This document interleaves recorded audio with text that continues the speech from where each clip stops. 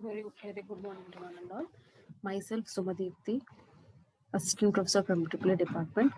So today I'm going to explain about factor, what is its importance, and what are the methods to improve the power factor, and what is its necessity to improve it.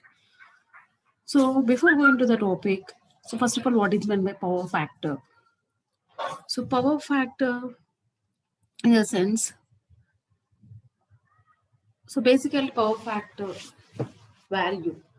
So the power factor, generally the power factor value will be in the range of 0 to 1. Will be in the range of 0 to 1. This is its range. Suppose when if you talk about power factor, generally the power factor will mention in any AC circuit.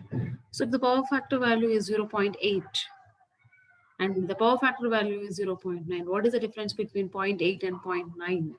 In the sense, suppose if any load have power factor zero point 0.8 means 80% of the electrical energy is utilizing by the load. Suppose it is near to 0 0.9, 90% of the electrical energy is utilizing by the node. How effectively means it is a measure. Power factor is a measured how effectively the electrical equipment is utilizing the electrical power without losses. So without losses means with minimum losses. So always the power factor will be should be high. High in the sense it is near to unity. So next, what is a how can you define a power factor? So power factor is nothing but we will define in AC circuit. So it is defined as a cosine of the angle between the voltage and the current. So we know very well there are three types of loads. One is resistive load, and another one is resistive means we will represent like this resistive load. Another one is inductive loads. Another one is capacitive loads. So pure inductive loads, pure resistive loads, pure capacitive loads doesn't exist in nature practically. So generally, most of the loads we are using are inductive nature only. So power factor. Suppose take a circuit which consists of inductive load. Inductive load means so in inductive load the current always lags behind the voltage by some angle. If you consider that angle is as a pi, then cosine of the angle between the voltage and the current is nothing but power factor. So this is one way of defining the power factor, that is cosine of the angle between the voltage and the current. So another way means, see here in technical terms, it is defined as the ratio of active power. So active power will be measured in kilowatts to the apparent power. Apparent power will be measured in kVA. So how this definition came into existence means this definition is based upon the power triangle. Power triangle. So draw one power triangle.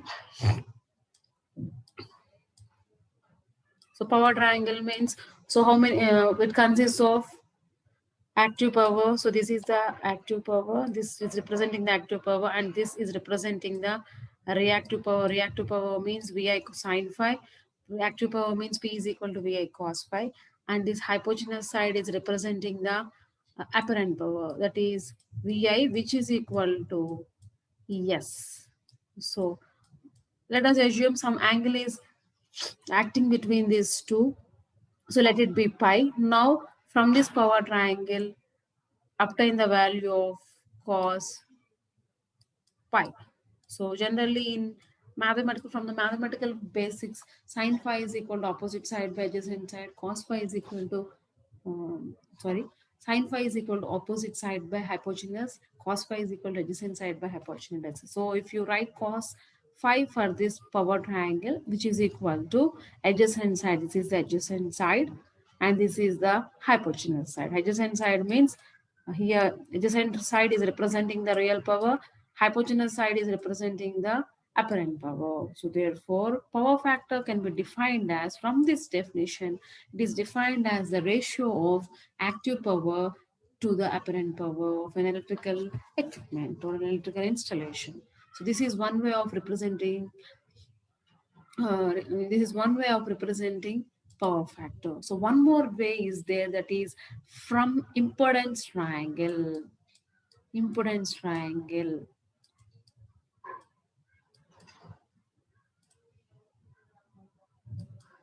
From impedance triangle. Similarly,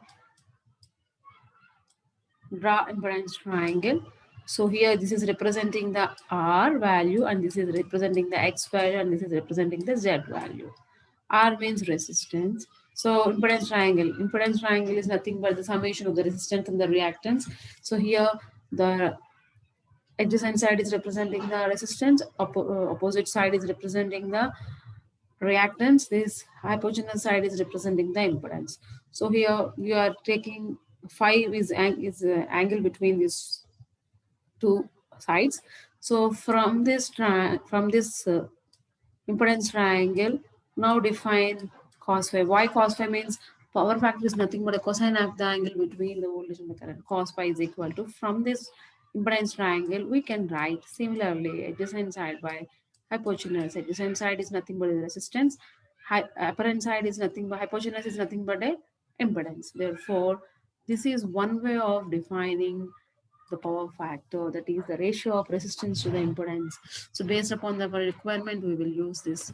And most important, most widely, we will use this ratio of the active power to the apparent power as a power triangle. We'll consider this as a power triangle. So therefore, in these three ways, we can define a power factor. That is, one way is cosine of the angle between the voltage and the current. Next way is from the power triangle, the ratio of the active power to the apparent power. The third way is, it is defined as a ratio of resistance to the impedance. So in these three ways, we can define the power factor. So, okay.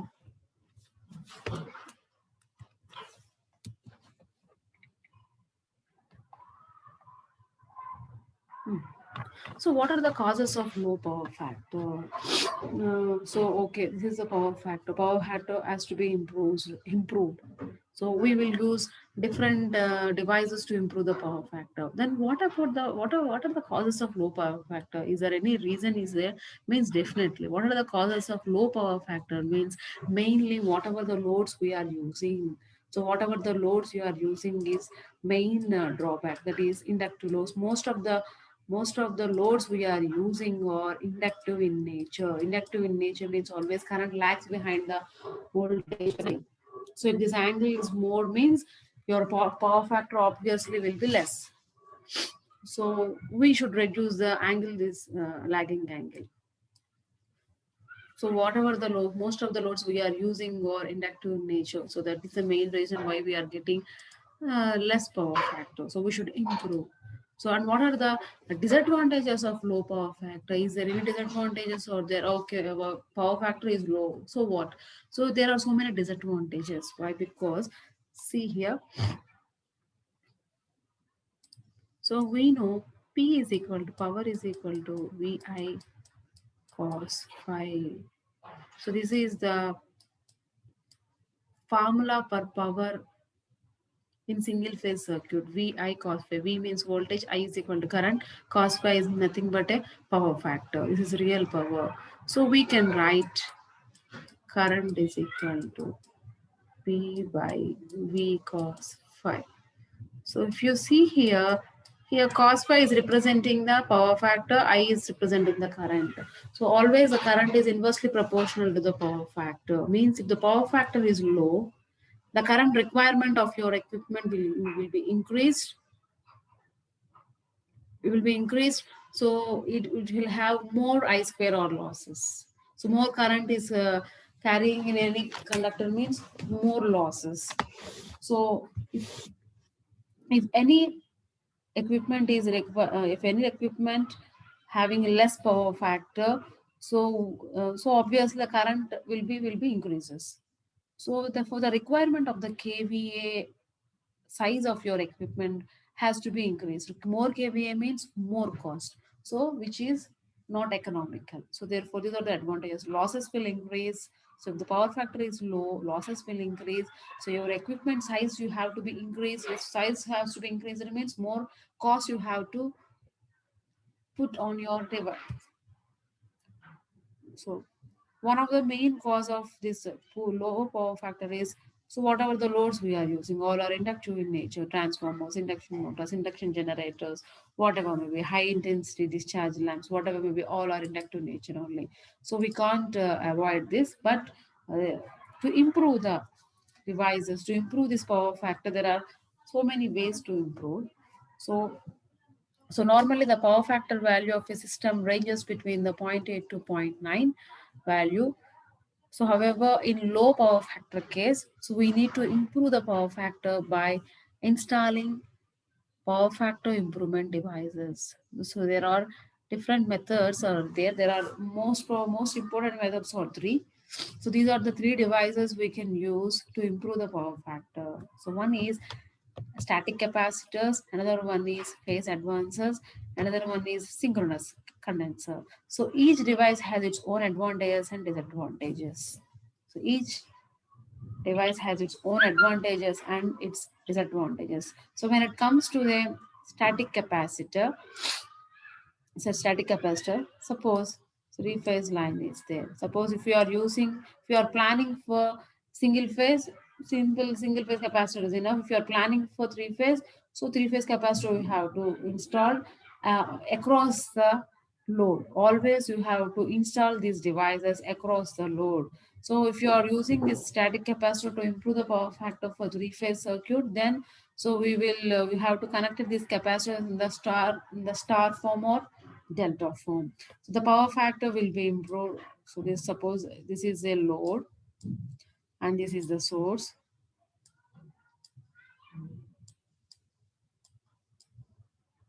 So we will connect.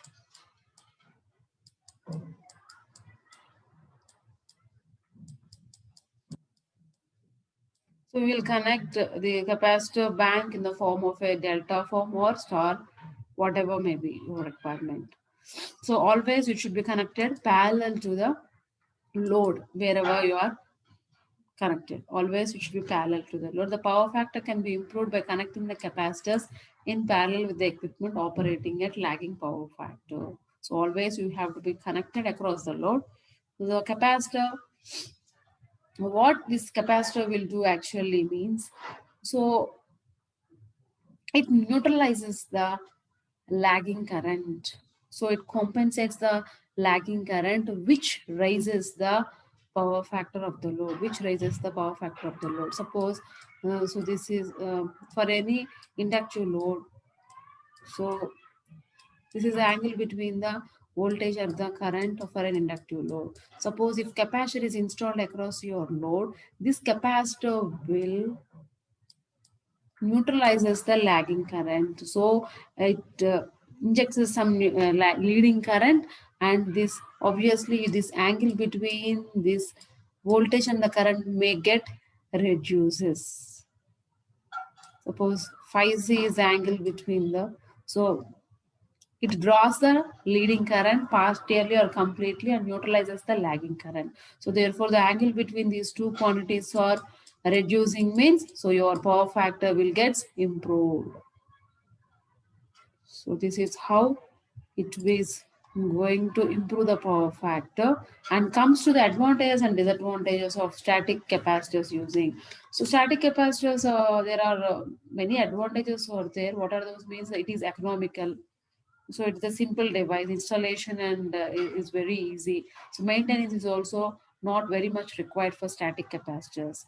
What are the disadvantages of this is, so there are disadvantages for this. So static capacitors are, there are some limitations. What are those limitations means, whenever the voltage value which exceeds the rated value, so it will damage easily. It will damage easily. So repairing the static capacitors uh, is not a good idea. So because it takes a lot, it takes a lot of amount to for the repair. It is better to replace with a new one. So that is one of the main drawback, and the lifespan of the static capacitor is also low, hardly 10 years.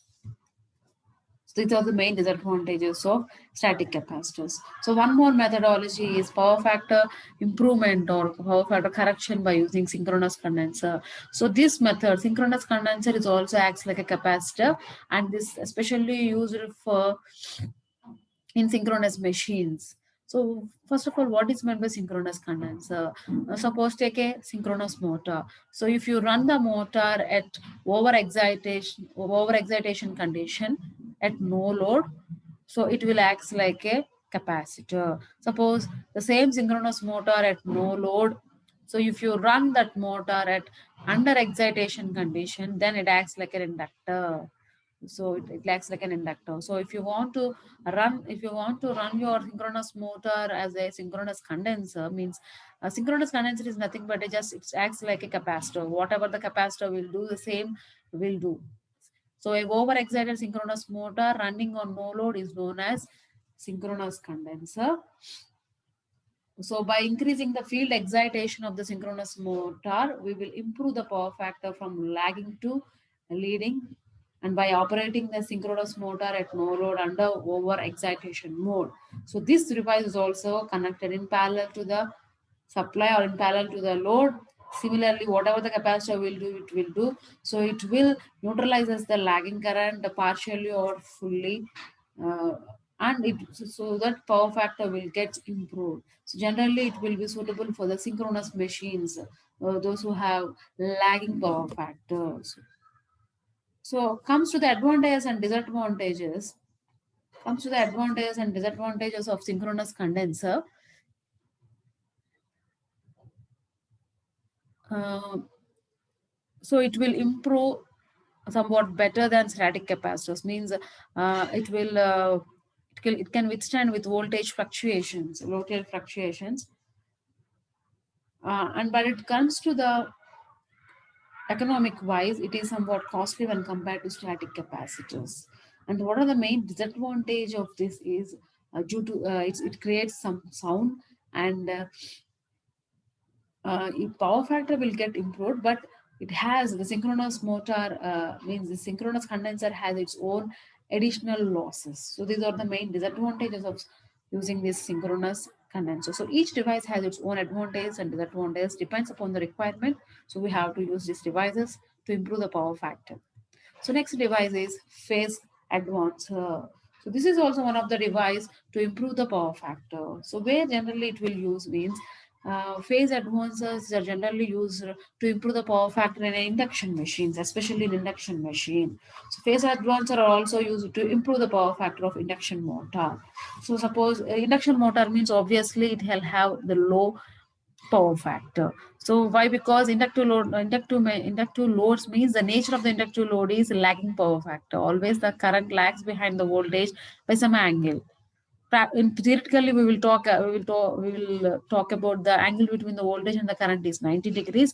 But when it comes to the practically, it is less than or equal to, almost approximately equal to the 90 degrees, less than 90 degrees. So how we are using this phase advancer to improve the power factor means phase advancer consists of excitation ampere turns.